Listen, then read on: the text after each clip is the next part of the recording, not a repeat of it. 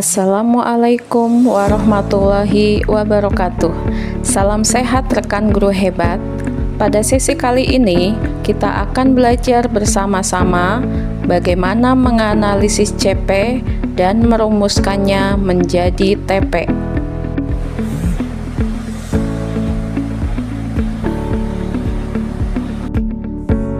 Permendikbudristek nomor 12 tahun 2024, struktur kurikulum pada kurikulum merdeka meliputi kompetensi, muatan pembelajaran, dan beban belajar, di mana kompetensi memuat kemampuan sikap, keterampilan, dan pengetahuan. Untuk muatan pembelajaran, yaitu materi atau isi yang disampaikan dalam proses pembelajaran. Sementara untuk beban belajar adalah alokasi waktu pembelajaran.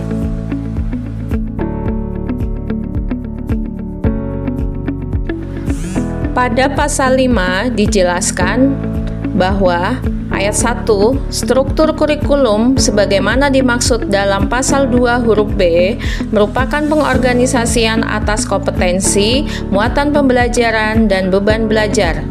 Ayat 2, kompetensi sebagaimana dimaksud pada ayat 1 merupakan kesatuan sikap, keterampilan, dan pengetahuan yang menunjukkan kemampuan peserta didik sebagai hasil dari proses pembelajaran. Ayat 3, muatan pembelajaran sebagaimana dimaksud pada ayat 1 merupakan susunan materi atau isi yang disampaikan pada proses pembelajaran mencakup sikap, keterampilan, dan pengetahuan yang diharapkan dikuasai oleh peserta didik sesuai dengan kebutuhan belajar. Ayat 4, beban belajar sebagaimana dimaksud pada ayat 1 merupakan alokasi waktu pembelajaran untuk mencapai kompetensi peserta didik.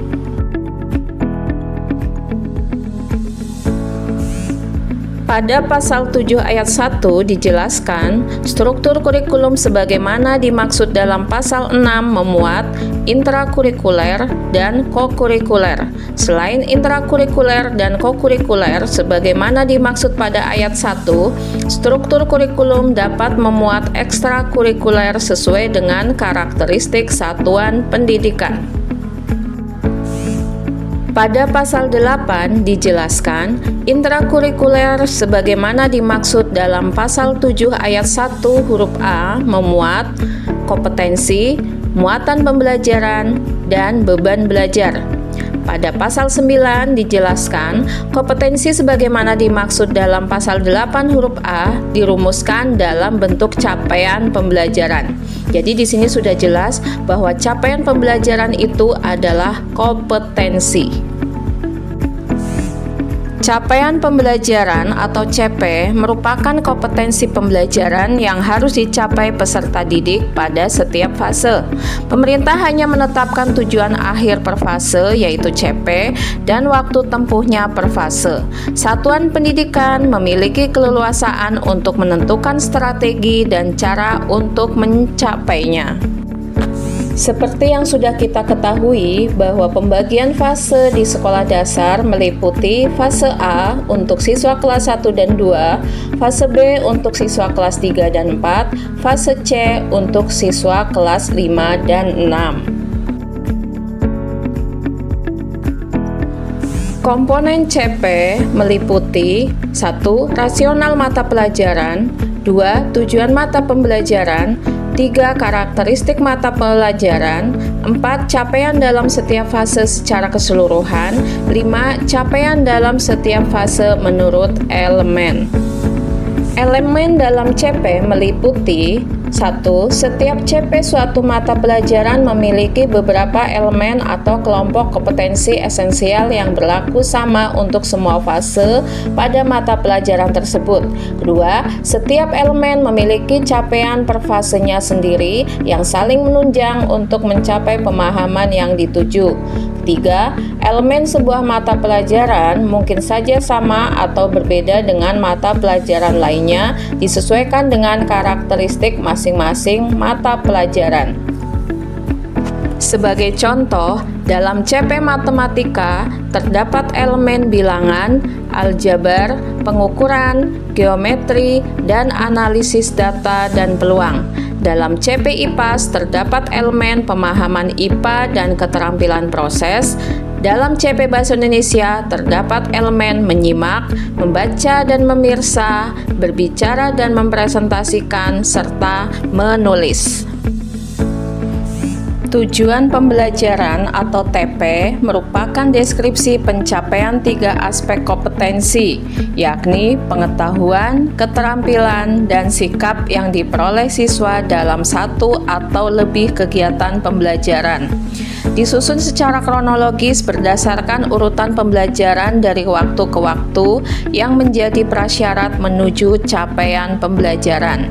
Yang terpenting dan harus diperhatikan, TP dan ATP harus ada kompetensi dan konten.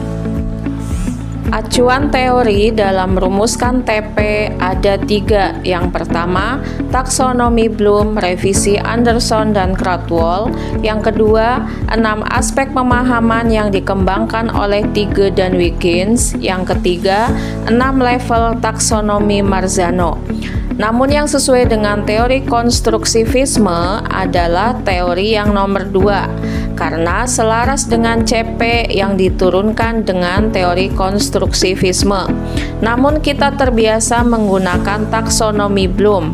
Akan tetapi, perlu diingat jika kita menemukan kata pemahaman itu bukanlah C2, tapi lebih tinggi dari C2. Pendidik dan satuan pendidikan diberikan keleluasaan dalam menggunakan rujukan teori untuk merumuskan TP. Guru dalam merumuskan TP diharapkan untuk tidak fokus pada satu teori saja, melainkan dapat menggunakan teori atau pendekatan lain dalam merancang tujuan pembelajaran, selama teori itu dinilai relevan dengan karakteristik mata pelajaran serta konsep yang dipelajari, karakteristik peserta didik, serta konteks lingkungan pelajaran. Teknik merumuskan TP ada 3. Teknik pertama, merumuskan TP pembelajaran secara langsung dari CP. Teknik yang kedua, merumuskan TP dengan menganalisis kompetensi dan konten pada CP. Yang ketiga, merumuskan TP lintas elemen CP. Contoh teknik 1, kata kunci analisis CP. Perhatikan harapan akhirnya dan langsung rumuskan TP berdasarkan komponennya. Contoh mata pelajaran matematika fase B, di mana bunyi CP-nya adalah pada akhir fase B, peserta didik dapat mengukur panjang dan berat benda menggunakan satuan baku. Mereka dapat menentukan hubungan antar satuan baku panjang, cm dan m. Mereka dapat mengukur dan mengestimasi luas dan volume menggunakan satuan tidak baku dan satuan baku berupa bilangan cacah. Sehingga rumusan tujuan pembelajarannya menjadi peserta didik dapat mengukur panjang dan berat benda menggunakan satuan baku. Jadi untuk merumuskan tujuan pembelajarannya pada akhir fase B-nya itu dihilangkan, ya. Contoh teknik kedua, merumuskan tujuan pembelajaran dengan menganalisis kompetensi dan konten pada CP. Langkah-langkahnya, yang pertama, mengidentifikasi kata kunci pada CP yang berkaitan dengan kompetensi dan lingkup materi. Yang kedua, mengelompokkan hasil identifikasi yang telah kita lakukan. Yang ketiga, merumuskan tujuan pembelajaran. Contoh teknik kedua, kita gunakan mata pelajaran IPAS fase B, di mana bunyi CP-nya peserta didik menganalisis hubungan antara bentuk serta fungsi bagian tubuh pada manusia, panca indera, peserta didik dapat membuat simulasi menggunakan bagan atau alat bantu sederhana tentang siklus hidup makhluk hidup. Peserta didik dapat mengidentifikasi masalah yang berkaitan dengan pelestarian sumber daya alam di lingkungan sekitarnya dan berkaitannya dengan upaya pelestarian makhluk hidup. Kompetensi yang ada pada CP antara lain menganalisis, membuat, dan mengidentifikasi. Untuk konten atau materinya sendiri yaitu 1. Fungsi bagian tubuh pada manusia. Yang kedua, siklus hidup makhluk hidup. Yang ketiga, pelestarian sumber daya alam di lingkungan sekitarnya dan kaitannya dengan upaya pelestarian makhluk hidup. Sehingga tujuan pembelajarannya menjadi untuk kompetensi menganalisis fungsi bagian tubuh pada manusia. Terus untuk membuat siklus hidup makhluk hidup. Untuk teknik ketiga, merumuskan tujuan pembelajaran lintas elemen CP. Langkah-langkahnya: 1.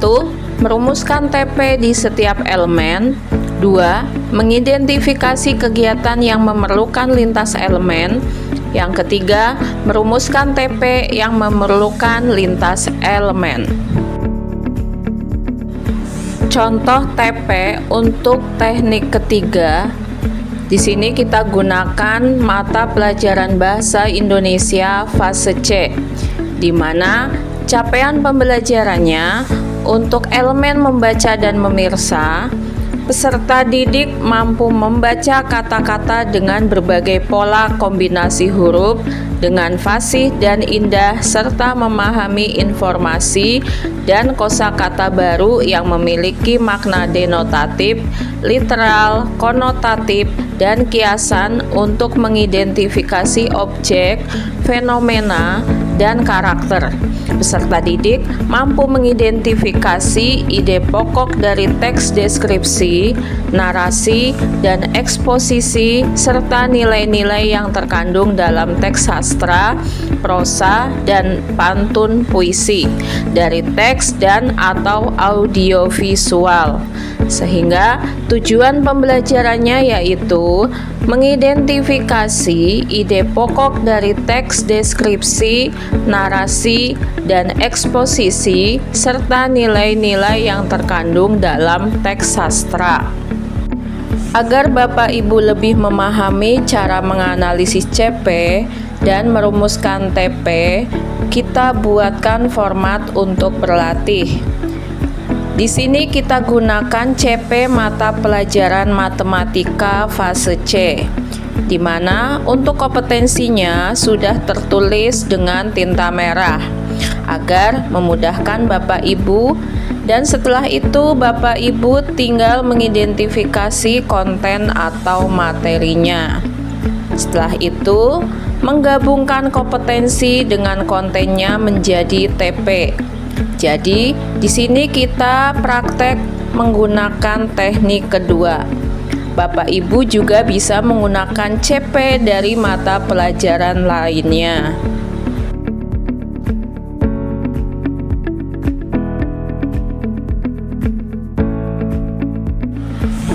Demikian materi pada kesempatan kali ini. Mohon maaf jika banyak kekurangan. Saya tutup materi dengan berpantun. Beli hunian ke Jati Asih. Cukup sekian dan terima kasih. Wassalamualaikum warahmatullahi wabarakatuh.